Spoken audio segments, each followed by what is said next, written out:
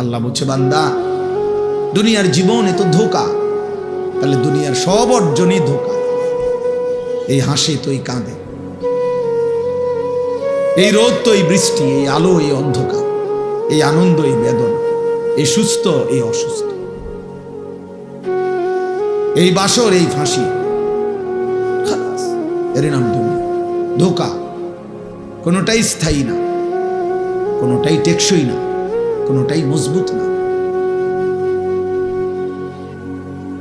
এজন্য শুধু শুধু নিজেকে, আজকে আমি একজনকে বলছি যে ভাই প্রতিদিন ঘন্টার পর ঘন্টা, এক তালেবে ইলমরে বলছি, নিজের ছবি নিজেই ফেসবুকে দিতেছ আর নিজের ঢোল নিজেই বাজাইতেছ, এটা সুস্থ মানুষের কাজ না, কোনো স্বাভাবিক মানুষের কাজ না। যে ভাই আমার সৌন্দর্য আমিই দেখাইতেছি, যে দেখেন আপনারা আমার চুল কি সুন্দর, আমার হাঁটা কি সুন্দর, তো তোমার ঢোল তুমিই বাজাইলা। এই জন্য আমার একটা ব্যক্তিগত ফতুয়া আছে, এটা আমার নিজস্ব ফতুয়া। সেটা হলে যত ছেলে পেলে সেলফি তোলে, মানে নিজের ছবি নিজে উঠায়, এগুলা সব প্রতিবন্ধী। হ্যাঁ, এগুলা তারসিরা, এগুলো মূলত তারসিরা, প্রতিবন্ধী আর কি, যার কারণে নিজের হাসে নিজে হাসে, মানে হেই অবাক, হের সুন্দর দেখতে, আরে সুবহানাল্লাহ, আমারে কি সুন্দর লাগতে আছে, কি আশ্চর্য। মানুষ যে আমার চিনল না, আমি এত সাংঘাতিক লাগতে আছে আমাদের। হ্যাঁ বাস্তব, তুমি ভালো ডাক্তার দেখাও, ডাক্তার বলবে যে আপনার ব্রেনে অনেক দিন আগে সমস্যা হয়েছে, আপনি জানেন না। পরিচিত ডাক্তার যদি কারো না থাকে, আমার কাছে আছে, আমি 1 মাস হয় পাবনা বিশাল মাহফিল করে আসছি, ওইখানে আমার পরিচিত অনেক লোক আছে উপযুক্ত জায়গায় চিকিৎসার জন্য। এরপরে নাঙ্গলকোটেরও যে হসপিটালে, উনি মেন যিনি ছিলেন, উনি আমার আত্মীয় কামরুজ্জামান সাহেব, আমার মামির ভাই, আপন মামির ভাই, যিনি মেন ডাক্তার কামরুজ্জামান সাহেব ছিলেন আমার আপন বড় মামির ভাই।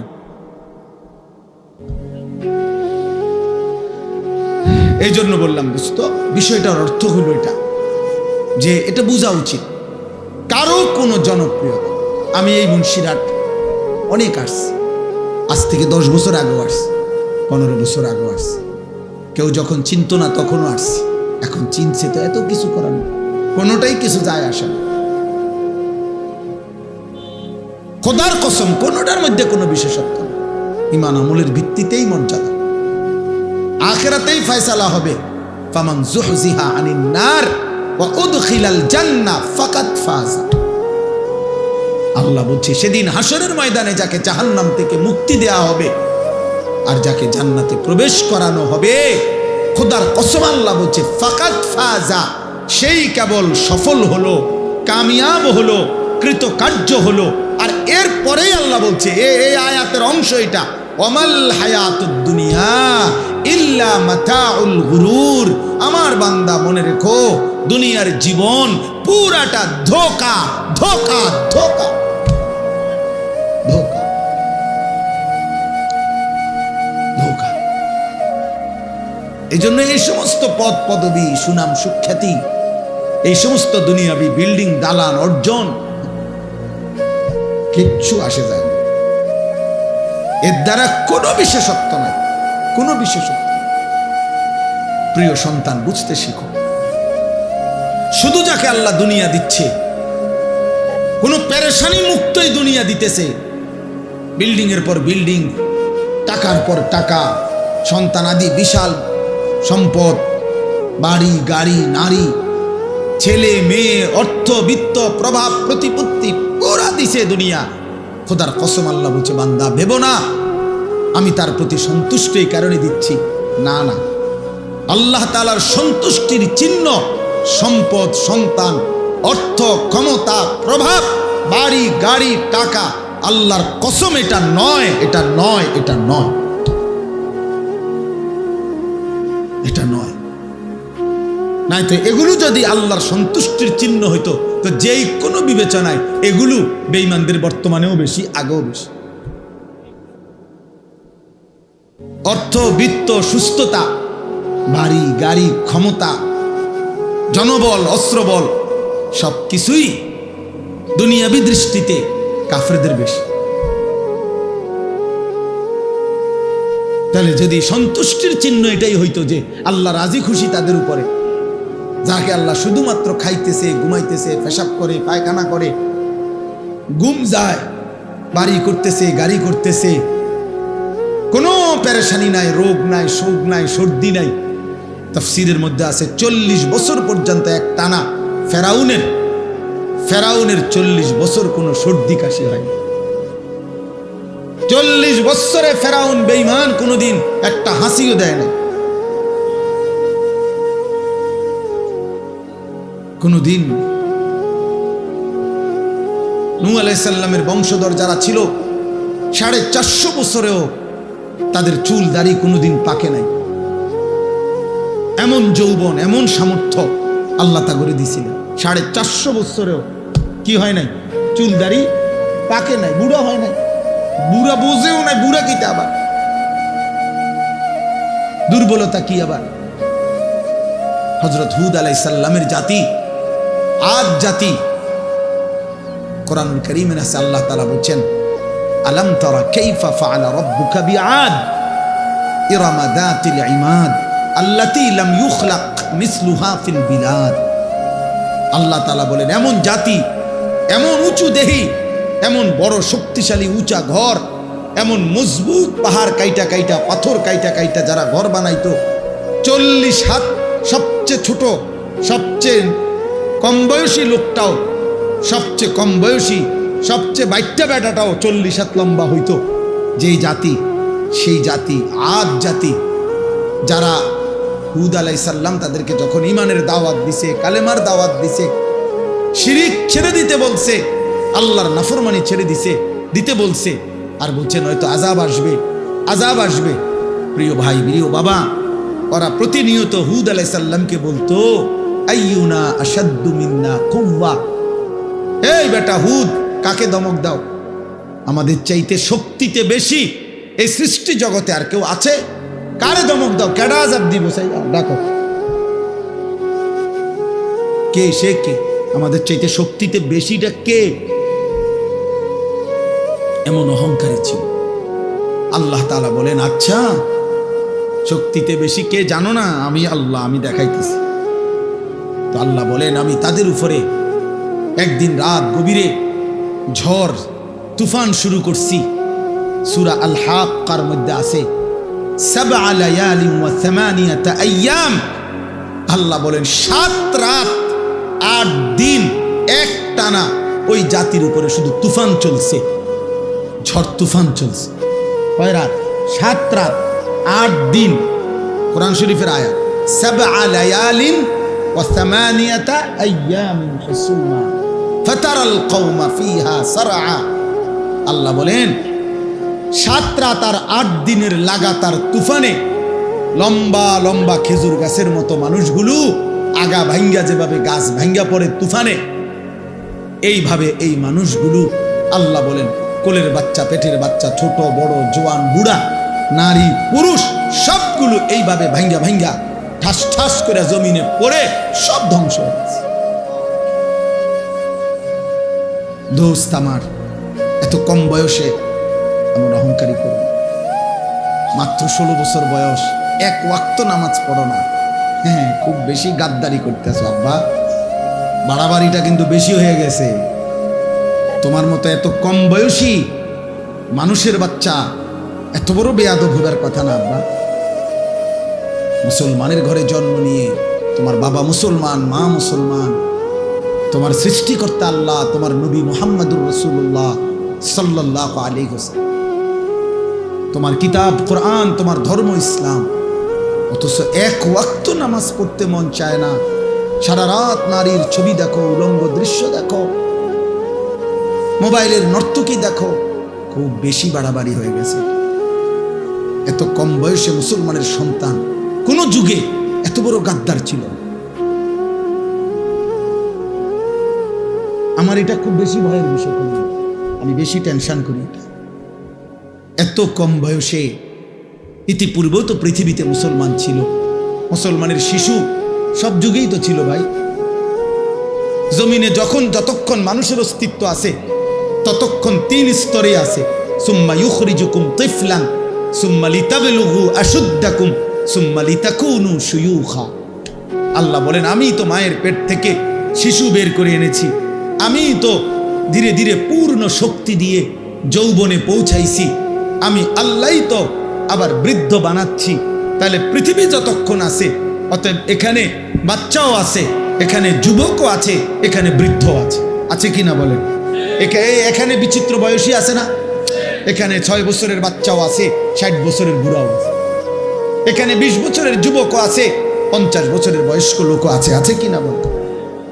তাহলে পৃথিবীতে তো ইতিপূর্বেও বাবা 1450 বছর ধরেই তো শিশু, কিশোর, যুবক, বৃদ্ধ মুসলমান তো ছিল বাপ।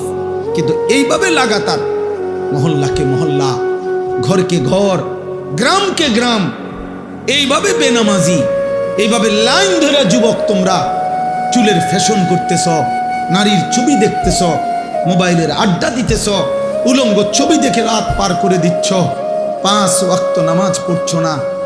আহা, খোদার 365 দিনে কোনো দিন একদিনও ফজরের নামাজ পড়ছো না। মুসলমান কোন যুগে এত নিকৃষ্ট জানোয়ার মুসলমান ছিল না বাপ। ইসলামের ইতিহাস এমন ছিল না রে বাপ। এই পৃথিবীতে যুগ যুগ ধরে এই 1450 বছরের, এই 1500 বছরে এখন হেসে আমরা বড় বেশি দুর্বল হয়ে গেছি। আজকে ইহুদিরাও আমাদেরকে চোখ রাঙায়, খ্রিস্টানরাও চোখ রাঙায়, হিন্দু উগ্র সন্ত্রাসী ইসকনের গুন্ডারাও আমাদেরকে চোখ রাঙায়। আমাদের নারীর ইজ্জত ভুলণ্ঠিত, আমাদের বোনের সম্ভ্রম ভুলণ্ঠিত, আমাদের ইমামের নিরাপত্তা নাই, আমাদের 13 বছরের মুসলিম কন্যার নিরাপত্তা নাই। কি করছো বাপ তোমরা? কি করছো বাপ? বলো না আব্বা। আজকের সারাদিনে যারা মুসলমানের বাচ্চা হয়ে এক ওয়াক্ত নামাজ পড়লা না, একটা সেজদা দিলা না, মানুষের বাচ্চা এত বড় নিকৃষ্ট হয় কেমনে বাপ? তোর মা মুসলমান না, তোর বাবা মুসলমান, তোকে এক মা 2 বছর দুধ পান করায় না? তোর সেই মা তোকে ছোটবেলায় কত লক্ষবার আল্লাহর নাম শোনায় নাই?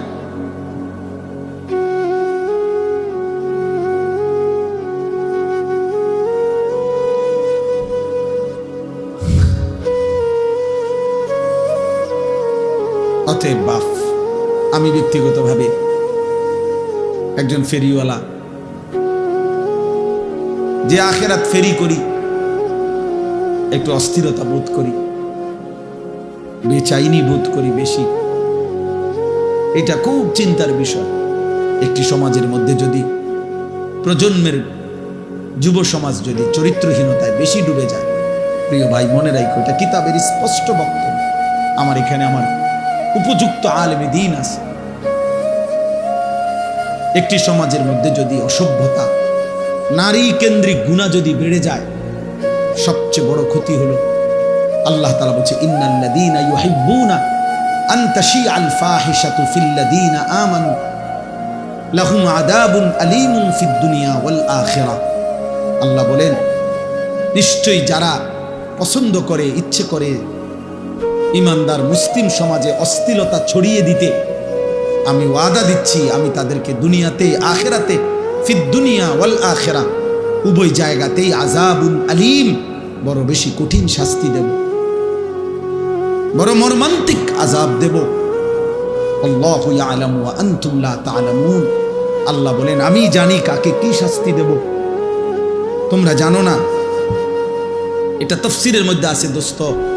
কোন সমাজে, কোন দেশে, কোন অঞ্চলে, কোন জনগোষ্ঠীতে যদি জিনা, ব্যভিচার, নারীর সাথে প্রেম, হারাম সম্পর্ক, ভালোবাসা, এই হাত ধরাধরি, এই ছোঁয়াছুঁই, এই বাজারে, পার্কে, রেস্তোরাঁয় এই বেহায়াপনা, বেলেল্লাপনা একদিন এই সমাজের মধ্যে অসংখ্য হারাম রোগ ব্যাধি তো ছড়াবেই, সবচেয়ে বড় বিষয় হলো মানুষের ঘরের বংশের পবিত্রতা, বংশের নিরাপত্তা ছিন্ন ভিন্ন হয়েছে। শেষ পর্যন্ত তুমি যাকে বিয়ে করছো সে কি পবিত্র নারী বিয়ে করছো কিনা, শেষ পর্যন্ত তুমি যেই মেয়েকে লালন করেছো তার ইজ্জত হেফাজত থাকবে কিনা, তোমার বোনের সতীত্ব থাকবে কিনা, তোমার আশপাশের ঘর নারীর সম্ভ্রম থাকবে কিনা, এটা অনিশ্চিত হয়ে যায় যদি কোনো সমাজে, এই যে ডাইরেক্ট কিতাবে লিখছে, সরাসরি বংশ অরক্ষিত হয়ে যায়, বংশের পবিত্রতা থাকে না।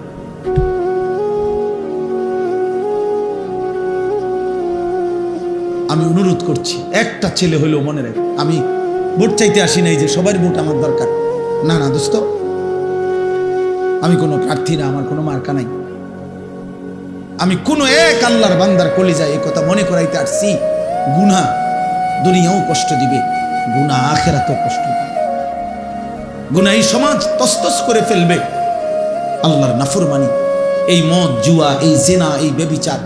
নবীজির হাদিস শুনেন, আল্লাহর নবী বলছে, ওমান শারিবাল খামরা তারাকাস সালাহ ওয়া ওয়াকা আলা আম্মাতিহি ওয়া খালাতিহি।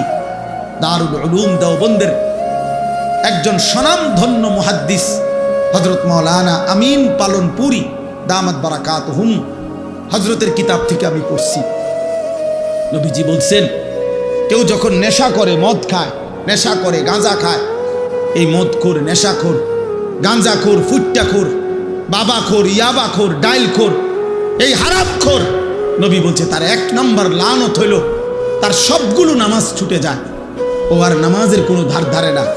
আচ্ছা, এটা তো একটা বিষয়, সবচেয়ে ভয়ঙ্কর কথা হইল দোস্ত, নবী সাল্লাল্লাহু আলাইহি সাল্লাম বলছে, কেউ যখন নেশা করে ধীরে ধীরে সে, এটা বলতেও আমার কষ্ট হয়, গাও কাঁপ দিয়ে ওঠে, নবীজি বলছেন সে তখন আপন চাচি, মামি, ফুফি, খালা, চাচাতো বোন, মামাতো বোন, ফুফাতো বোন, খালাতো বোন, এমন নিকটাত্মীয়ের সাথে জিনা এবং ব্যভিচার করতে উদ্যত, বুঝছেন ঈশা, ওয়া ওয়াকা আলা আম্মাতিহি ওয়া খালাতিহি।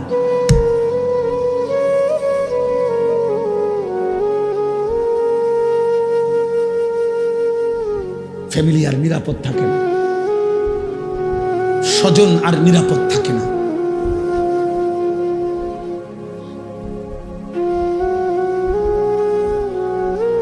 এজন্য ভাইয়া, নিজেদের আগামী দিনে আমি অনুরোধ করছি, তোমরা যাদের বয়স 14, 16, 20, 18, তোমাদের আগামী দিনের বেঁচে থাকার জন্য, আগামী দিনে তোমাদের নিজেরা ইজ্জতের সাথে নিজ পরিবার টিকিয়ে রাখার জন্য তুমি ভালো হও, তুমি চরিত্রবান হও, নয়তো তোমার গুনাহ তোমার ঘর জ্বালায় দিবে, তোমার গুনাহ তোমার স্ত্রীরে শেষ করে দিবে, তোমার গুনাহ তোমার সন্তানদেরকে তসতস করে দিবে, তোমার গুনাহ তোমার বাড়ি শেষ করে দিবে, বাড়ি শেষ করে দিবে। ওই দিন আমাদের কুমিল্লার একজন প্রখ্যাত আলেম, আলহামদুলিল্লাহ ওয়াইজ, কুমিল্লার গর্ভ, আল্লামা মুফতি আমজাদ হুসাইন সাহেব, কুমিল্লা মুরাদনগর মাদ্রাসার যিনি মুহতামিম, হুজুর আমারে নিজে বলছেন, শেখুল হাদিস, এক বাবা সরাসরি কানতে কানতে ওনার কাছে বলছে, এক বাবা বলছে ওনার কাছে যে ওনার মেয়েটা আরেকটা ছেলের সাথে ভাগ্যা গেছে, ভাগ্যা চলে যাওয়ার পরে উনি তালাশ করতে করতে শেষ পর্যন্ত তাদের সন্ধান পাইছে, মামলা করছে, পুলিশের দ্বারস্থ হইছে, পুলিশের দিয়ে চেষ্টা করছে মেয়েরে ওই ছেলের থেকে ছিনায় আনতে। মেয়েটা তখন বাবার কাছে একটা চিঠি পাঠাইছে, চিঠির মধ্যে মেয়েটার ওই চিঠি ওই বাবা হুজুরকে দেখাইছে, উনি বলছেন আমাকে নিজে, বাবা মেয়ে লিখছে, বাবা যেই কাজটি আপনারা দুইজন নিজেদের জীবনে করেছিলেন ওই একই কাজটা আমি করলাম, আমার বেলায় মামলা দিলেন কেন? কি বুঝছেন? হিসাব বোঝেন নাই? হ্যাঁ, মাশাআল্লাহ, হিসাব কি? তাবাকান না'লু বিন না'ল, হাযওয়ান না'ল বিন না'ল। নবীজি এটাই বলছে, নবীজি এটাই বলছে গুনাহ এমন হবে উম্মত শেষ পর্যন্ত ডান পায়ের জুতার বাম পায়ের জুতা বরাবর না উঁচা ছোট বড়। মানুষে যে জুতা পায়ে দেয়, দুই জুতা কি বরাবর না ছোট বড়? বরাবর। ডানের জুতা বামের জুতা যেমন বরাবর বরাবর। অর্থাৎ সে বুঝাইছে, বাবা তুমিও তো আমার মারে এভাবেই বাগাইয়া নেই বিয়া করছো, আমিও তো ওইটাই করেছি, আমার বেলায় মামলা দিল কেন? এবার কি জবাব? এবার কি জবাব? আমি অনুরোধ করছি, অতএব দয়া করে আমরা প্রত্যেকে, প্রিয় সন্তান আমার, ছেলেরা আমার, বাবারা আমার, দুনিয়াবি অর্থ বিত্ত সম্পদ, দুনিয়াবি একটু ভালো আছি আমরা, টাকা পয়সা, বাপ বিদেশ, ভাই বিদেশ, স্বামী বিদেশ, বাড়িঘর বিল্ডিং দালান আছে, একটু শরীর ফিটফাট, ভালো চলতেছি, খাইতেছি, ঘুমাইতেছি। এর দ্বারা কেউ ভাবার সুযোগ নাই যে আমার আল্লাহ আমার উপরে অনেক দয়া করছে, খুশি, আমার উপরে রাজি, তাহলে আমার এত ভালো ভালো খাওয়াই কা? ওই দেখেন ওই অসভ্য মোবাইল ধরে রাখছে, দেখছেন? কিছু গাদ্দার এমন, মানে নিষেধ করবেন সে শুনবে না, কারণ জীবনটাই তার মোবাইলের সাথে গাঁথা। সে পৃথিবীতে আসছেই মোবাইল টিপতে, তার রাত ভোর হয় মোবাইলে, তার ঘুম ভাঙে মোবাইল। অগণিত ছেলে জীবনের শেষ আমল, নবীজি বলছে ইন্নামাল আমালু বিল খাওয়াতিম, মানুষের শেষ আমলের ভিত্তিতে আখিরাত। শেষ সর্বশেষ ঘুমের আগে শেষ আমলটা হলো মোবাইলটা শেষ দেখা এটা ছুঁচে লবে, এটা চাইতে চাইতে চাইতে চাইতে চাইতে মনের অজান্তে কখন যেন ঘুম চলে আসছে। আবার ঘুম থেকে উঠে সর্বপ্রথম বালিশের লগে আতায়া হাত দিয়া চাইছে কি আছে কিনা, তাইলে ঘুমাইতে ঘুমাইতে মোবাইল, জাগতে জাগতে কি? হায় যুবক, এ কেমন রাত শেষ হইল, এ কেমন দিন শুরু হল, এ কেমন দিন শুরু? মোমেনের রাত শেষ হওয়ার কথা সেজদায়, মোমেনের দিন শুরু হওয়ার কথা সেজদায়। মোমেনের রাত শেষ হবে, মোমেন ঘুম যাবে আল্লাহুম্মা বিসমিকা আমুতু ওয়া আহইয়া। মোমেন ঘুম থেকে জেগে বলবে আলহামদুলিল্লাহিল্লাযী আহইয়ানা বা'দা মা আমাতানা ওয়া ইলাইহিন নুশুর। ঘুমাইতেও বলবে মালিক আপনার নাম, ঘুম থেকে জেগেই বলবে মালিক আপনার নাম। কথা তো ছিল। তো চলেন আমি এই কথাটা বুঝাইতে চাচ্ছি যে মূলত এখানে আমি কোরআনুল কারীমের 18 নম্বর পারা 23 নম্বর সূরা, সূরাটার নাম সূরায়ে মুমিনুন। এই সূরার 6টি আয়াত 57, 58, 59, 60, 61, 62 এই 6টি আয়াত ছোট ছোট তেলাওয়াত করেছি। খুব লম্বা তাফসির করার উদ্দেশ্যে না, সংক্ষেপে এই 6টা আয়াত থেকে আমি সামান্য একটু কথা আরজ করতে চাই, আর অল্প একটু সময় আল্লাহ আমাদেরকে তৌফিক দান করেন। আসলে আমার ওয়াজের টাইম এখানে চলে গেছে অনেক আগে, আমি আসছি দেরিতে, আমারই দুর্ভাগ্য। তো এখানে এই 6টা আয়াত বুঝবার আগে আগের 2টা আয়াত মানে 55, 56 এই 2টা আয়াত একটা কথা আল্লাহ বলছে, এটা বলে পরের কথাগুলো আল্লাহ পেশ করছে বুঝাইবার জন্য। আল্লাহ তাআলা বলেন এই আগের 2টা আয়াত শোনেন, মানে 55, 56 শুনতে হবে বুঝার জন্য, যেটা বলেছি এখন।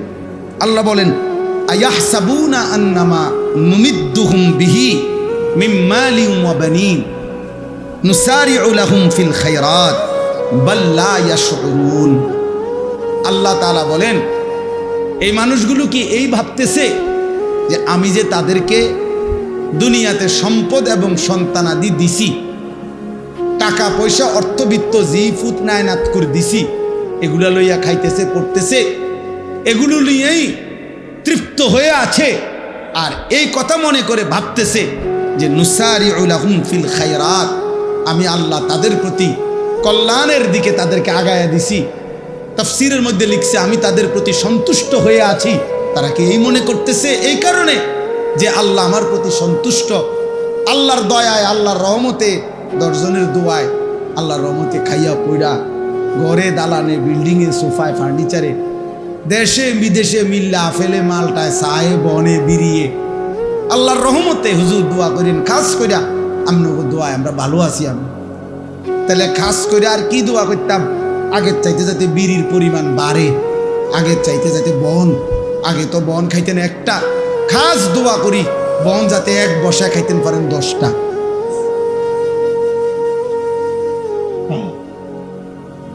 দোয়া বাড়াইয়া করতে না, খাস দোয়া করলে তো উনি বনের পরিমাণ বাড়বে। আমরা খাস দোয়া আল্লাহ উনি খুশি, খুব খুব তৃপ্ত। উনি ভাবতেছেন আল্লাহ আমারে অনেক দিছে, আল্লাহ আমার উপরে খুব খুশি। নাইলে অল্প দিনে আল্লাহর রহমতে 3 তলা বিল্ডিং এর কাম শেষ করে লাইছি। তারা 13 ফুটে আল্লাহর রহমতে মাসে মাসে টাকা পাঠাইতেছে। এ আল্লাহ বলেন মানুষগুলো ভেবেছে আমি যে তাদেরকে কিছু সম্পদ আর সন্তানাদি জিফুত নায়নাত করে দিছি, এই কারণে আমি তাদের উপরে কল্যাণ করছি, সন্তুষ্ট হয়ে গেছি। বাল্লা ইয়াশউরুন, আল্লাহ বলে না, বরং তারা বুঝে নাই, তারা বুঝে নাই, তারা বুঝে নাই, তারা বুঝে নাই যে সম্পদের মধ্যে আমার সন্তুষ্টি নয়। বাড়ি গাড়ি দুনিয়াবি এই সন্তানাদি, দুনিয়ার এই যা কিছু দিলাম, ইন্নামা আমওয়ালুকুম ওয়া আওলাদুকুম ফিতনা লা তুলহিকুম আমওয়ালুকুম ওয়ালা আওলাদুকুম আন যিকরিল্লাহ। আল্লাহ তাআলা বলেন আমি আল্লাহ তাআলা সন্তুষ্টির কারণে খুশি হয়ে স্ত্রী পুত্র জি ফুত নাতি নাতনি বাড়ি গাড়ি দালান বিল্ডিং বাড়ায় দিছি। এটা যারা ভেবেছো তোমরা ভুল করেছো, তোমরা বুঝো নাই বান্দা, এটা মূলত আমার সন্তুষ্টির জন্য, এটা আমার এমনিতে ইচ্ছা।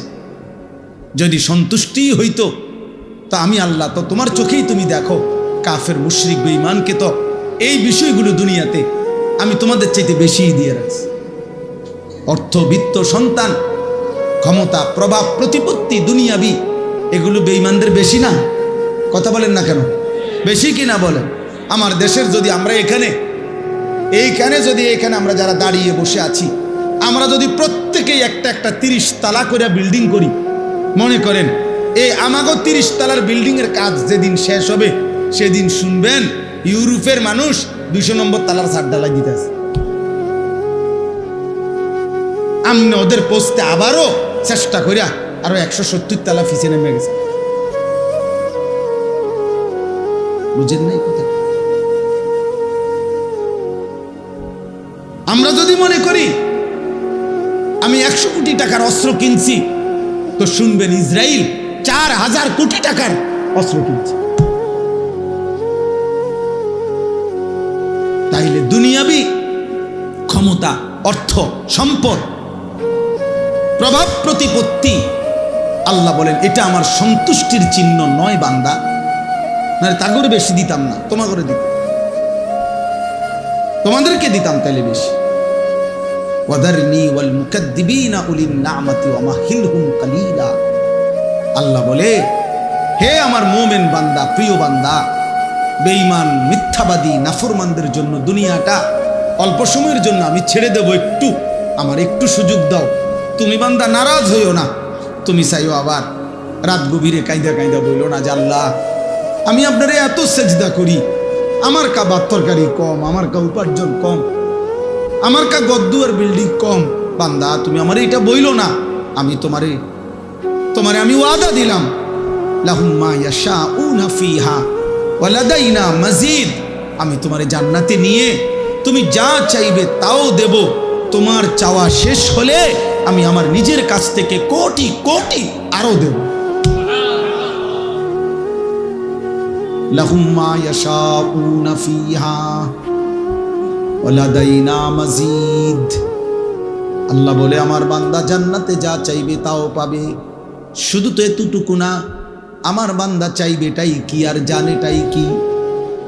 ও ফলের নাম বলবে কয়টা, ও ফুলের নাম বলবে কয়টা, গোশতের নাম বলবে কয়টা, ও নয়তো জানে বলবে 20টা 10টা। আমি তো রব্বুল আলামিন জান্নাতের মধ্যে রেখেছি ইজা রাআইতা থাম্মা রাআইতা নাঈমান ওয়া মুলকান কাবীরা। আল্লাহ বলে আমার বান্দা জান্নাতের নিয়ামত দেখবে, আবার দেখবে, আবার দেখবে, আবার দেখবে, ঘুরে ঘুরে বারবার দেখবে। দেখতে দেখতে আমার বান্দা বুঝবে আল্লাহ তাকে পুরাটা নেয়ামতে ভরা এক বিশাল বড় মুলকে কাবীর, বিশাল বড় আল্লাহ তাকে এক সাম্রাজ্য দিয়ে দিয়েছে। ফেরেশতাকে জিজ্ঞেস করবে জান্নাতি বান্দা, হে ফেরেশতা আমার এই জান্নাতটা কত শতক জায়গার উপরে? ফেরেশতা বলবে বন্ধু সবচেয়ে ছোট জান্নাত তোমাকেই দেওয়া হয়েছে, আর সেটা হলো 10টা দুনিয়া বরাবর। কয় দুনিয়া বরাবর? এবার আন্দাজ করেন এর চাইতে বড় জান্নাতগুলো কত বড়। আল্লাহ তৌফিক দান করেন, আল্লাহ কবুল করে নেন, আল্লাহ জান্নাতি বানিয়ে দেন। এজন্য দোস্ত আল্লাহ তাআলা বলেন দুনিয়া আমি দিচ্ছি, খাইতেছো পড়তেছো। তোমরা ছেলেরা আজকে বেশিরভাগ তোমরা এটা মনে করছো রে বাপ, একটা মোবাইল আছে, একটা মোটরসাইকেল আছে, 4টা জিনিস আজকের নওজোয়ানের বরবাদির সবচেয়ে বড় মাধ্যম। 1 একটা বড় মোবাইল, 2 একটা মোটরসাইকেল, 3 একটি হারাম অসৎ চরিত্রহীন কোনো মেয়ের সাথে সম্পর্ক, 4 অসৎ কিছু বন্ধুদের আড্ডা। এই 4 জিনিস যার জুটছে তার শয়তান 24 ঘন্টা তার লগেই আছে।